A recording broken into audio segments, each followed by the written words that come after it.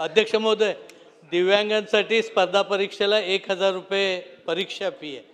पूर्वी सुरुवातीला ती कमी होती, परंतु या परीक्षा फीमध्ये आपण सवलत देण्याचं धोरण निश्चित करणार का? एक, त्याच्यानंतर एक डोळा गेला तर 40% दिव्यांगांचा दाखला दिला जातो, परंतु तो कायमस्वरूपी दिला जात नाही. दरवर्षी तो हे करावं लागतं. तो कायमस्वरूपी दाखला देण्याबाबत आपण विचार करणार का?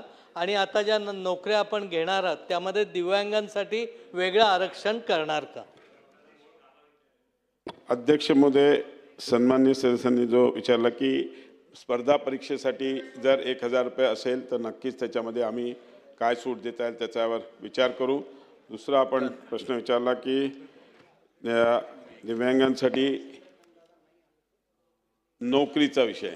नोकरीमध्ये ऑलरेडी त्याच्यामध्ये आहे, पण मागे आपल्याला लक्ष मागितलं असेल तर अनेक लोकांनी थोडीशी सर्टिफिकेट्स ही खोटी दिली होती आणि त्यामुळे अनेक लोकांवर आपण आता गुन्हेही दाखल केले आहेत. आणि त्या हिशोबाने कसं आहे की UDIDच्या अंडरमध्ये 40% जे असायला पाहिजे ते असलं, म्हणून आपण व्हेरिफिकेशन करून घेतो, कन्फर्मेशन करून घेतो.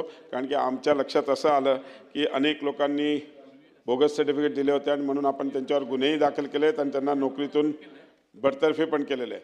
तसं परत रिपीट होऊ नये म्हणून आपण हे रिपीटेडली मागून घेतो.